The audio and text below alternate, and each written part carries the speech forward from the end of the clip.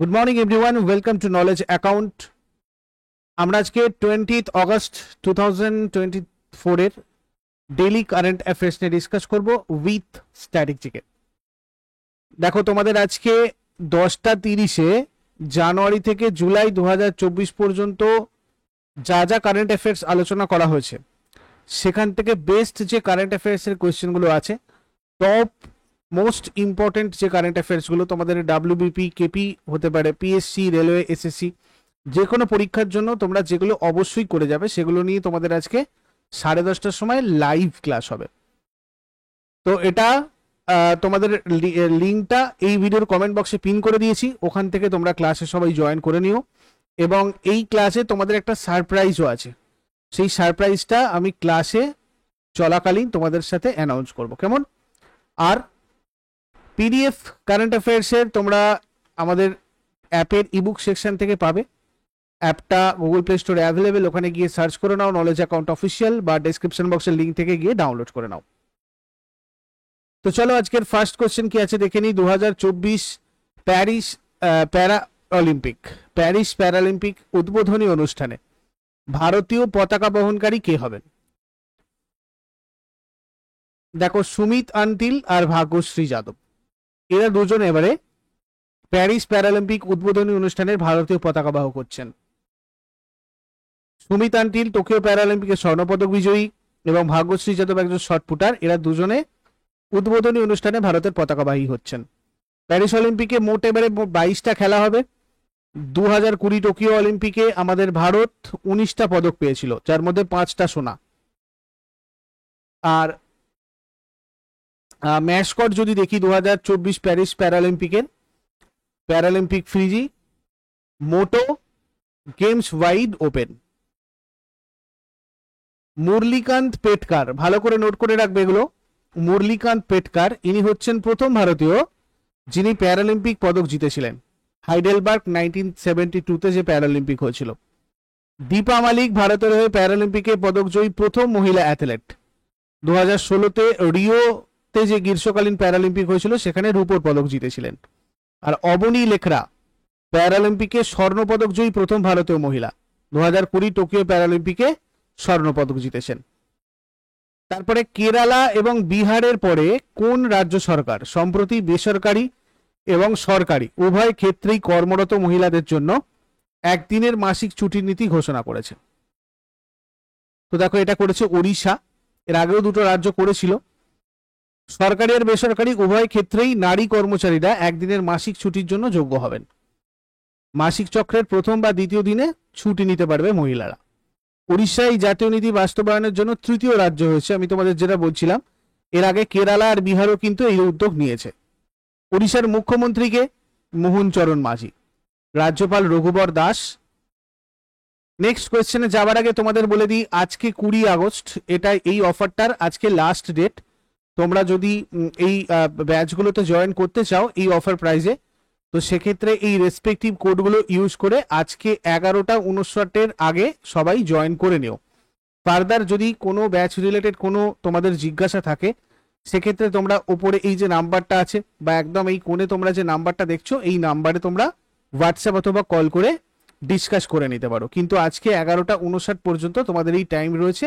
এর মধ্যেই এখানে পরিবর্তন, ক্লার্কশিপ, প্রাপ্তি, বুলেট বা এসএসসি রেলওয়ে কম্বো ব্যাচে জয়েন করলে তোমরা এই অফারগুলোতে জয়েন করতে পারবে।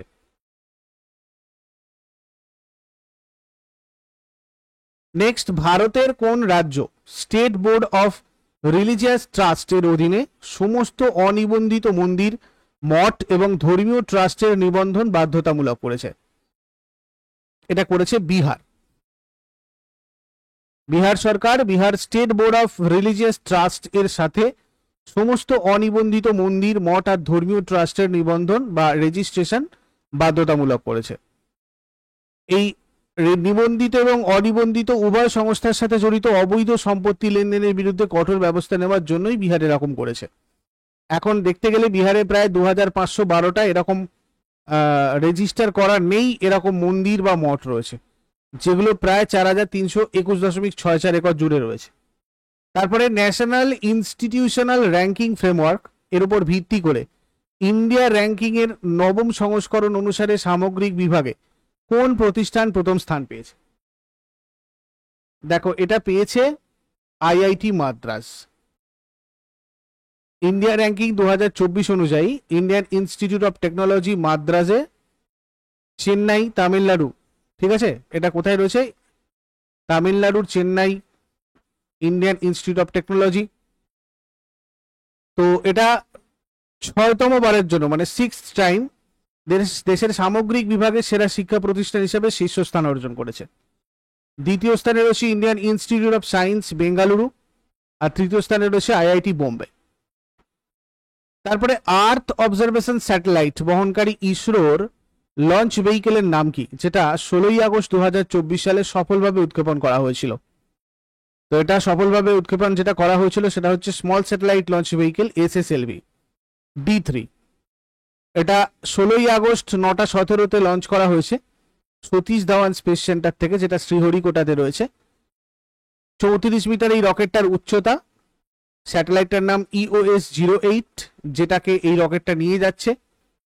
আর্থ অবজারভেশন স্যাটেলাইট, এটার full form earth observation satellite EOS-8। এর ওজন প্রায় 175.5 কেজি। বিদ্যুৎ উৎপাদন 420 ওয়াট, আর 1 বছর মিশন লাইফ। এটা লোয়ার আর্থ অরবিটে প্রতিস্থাপন করা হবে। 475 কিলোমিটার উচ্চতায় 37.4 ডিগ্রি প্রবণতা থাকবে, মানে নতিতে আর কি, ঠিক আছে। আচ্ছা, EOS-8 এটা 3টে পেলোড বহন করে। একটা হচ্ছে ইলেকট্রো, মানে 3টে পেলোড নিয়ে গেছে। ইলেকট্রো অপটিক্যাল ইনফ্রারেড পেলোড, যেটার শর্ট ফর্ম হচ্ছে EOIR। স্যাটেলাইট ভিত্তিক নজরদারি, পরিবেশগত পর্যবেক্ষণ আর দুর্যোগ ব্যবস্থাপনার জন্য ডিজাইন করা। এটা মিড ওয়েভ ইনফ্রারেড এবং লং ওয়েভ ইনফ্রারেড ব্যান্ডে কাজ করে। Global navigation satellite system, reflectometry payload, সমুদ্রপৃষ্ঠের বায়ু বিশ্লেষণের জন্য ইউজ করা হয়। আর SIC UV ডসিমিটার, এটা ইউভি যে রেডিয়েশন সেটাকে পরীক্ষা নিরীক্ষা করে। নেক্সট, কোন সংস্থা সম্প্রতি ওয়ান ইন্ডিয়া ওয়ান টিকিট উদ্যোগ চালু করতে Indian railway catering and tourism কর্পোরেশনের সাথে সহযোগিতা করেছে? এটা করেছে national capital region transport corporation, NCRTC। রেলে যাত্রীরা যাতে আরো সহজে যাতায়াত করতে পারে, কোনো অসুবিধা যাতে তাদের না হয়, তার জন্য এই ধরনের নতুন ইনিশিয়েটিভ। লক্ষ্য ভারতীয় রেলওয়ে এবং রিজিওনাল র্যাপিড ট্রানজিট সিস্টেম উভয় পরিষেবা ব্যবহার করে যাত্রীদের বুকিং এবং অনায়াসে ভ্রমণকে যাতে সহজ করা আর কি, সহজ করবে। তারপরে প্রেরণা প্রোগ্রাম সম্প্রতি সংবাদে দেখা যায়, তো এটা কোন মন্ত্রণালয় চালু করেছে?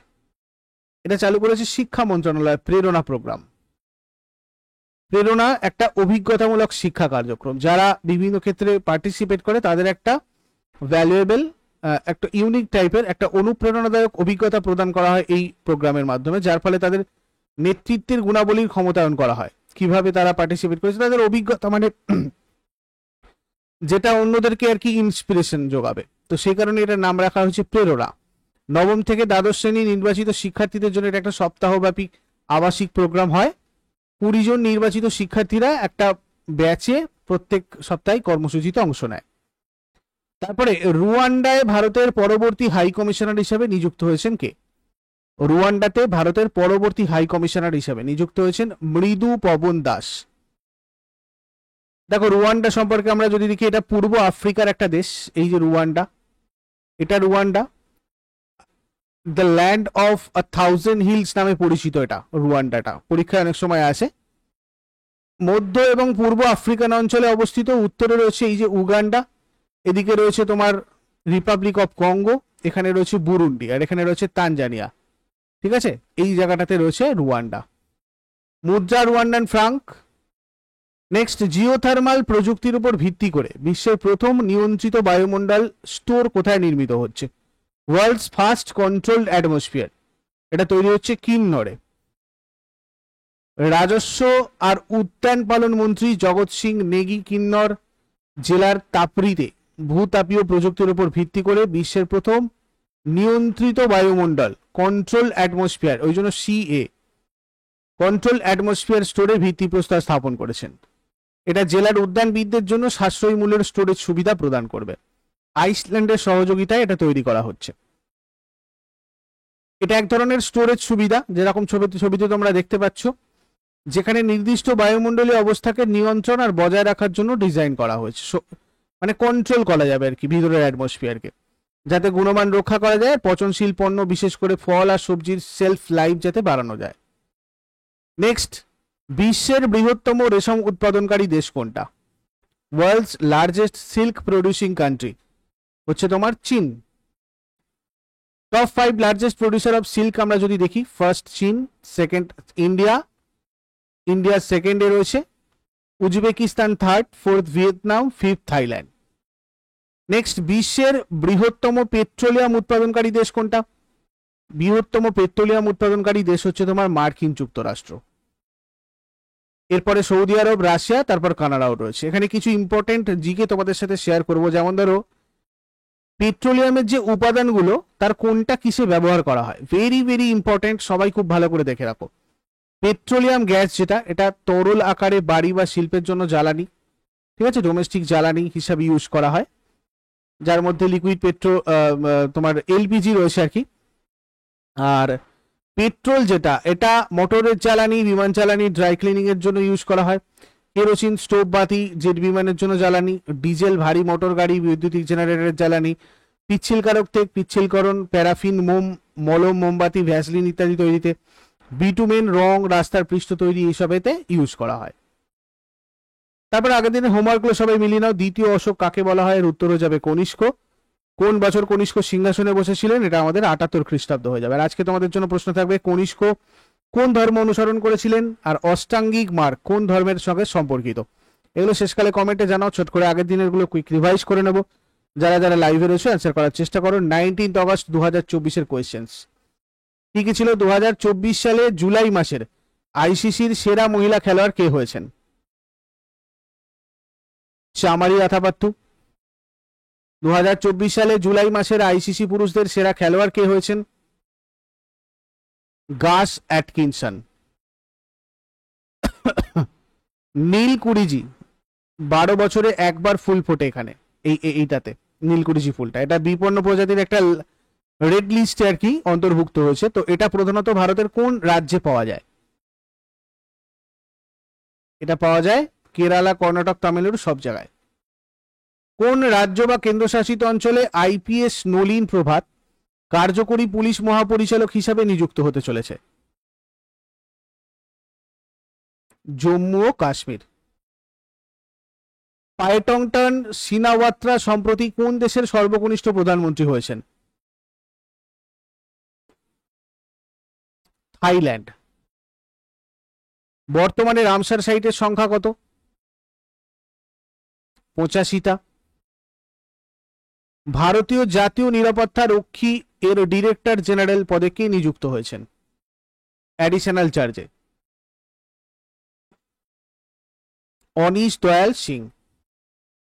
কোন দেশে বিশ্বের প্রাচীনতম ক্যালেন্ডার আবিষ্কৃত হয়েছে? তুরস্ক। তামিলনাড়ু মার্চেন্টাইল ব্যাংকের এমডি আর সিও শালি সুকুমারন নায়ার। কোন ভারতীয় বিমানবন্দর সম্প্রতি গ্রিন টেক ফাউন্ডেশন দ্বারা দূষণ নিয়ন্ত্রণ, বর্জ্য পুনর্ব্যবহারযোগ্য শ্রেষ্ঠত্ব পুরস্কার পেয়েছে? তিরুবনন্তপুরম আন্তর্জাতিক বিমানবন্দর। এইগুলোই ছিল তোমাদের আগের দিনের প্রশ্ন। আর এটার আজকে লাস্ট ডেট, আবারও সবাইকে একবার মনে করিয়ে দিই, তোমরা যদি জয়েন করো আজকের মধ্যে কিন্তু জয়েন করে নিও। আজকে 11টা 59 পর্যন্ত, রাত্রে 11টা 59 পর্যন্ত তোমাদের এই অফারটা ভ্যালিড থাকবে। তার আগে তোমরা সবাই জয়েন করে নিও রেসপেক্টিভ কোডগুলো ইউজ করে। ফার্দার ডিসকাশনের জন্য আমাদের মোবাইল নাম্বারে তোমরা যোগাযোগ করে নাও, হোয়াটসঅ্যাপ অথবা কল করে। Thank you so much, take care, have a great day.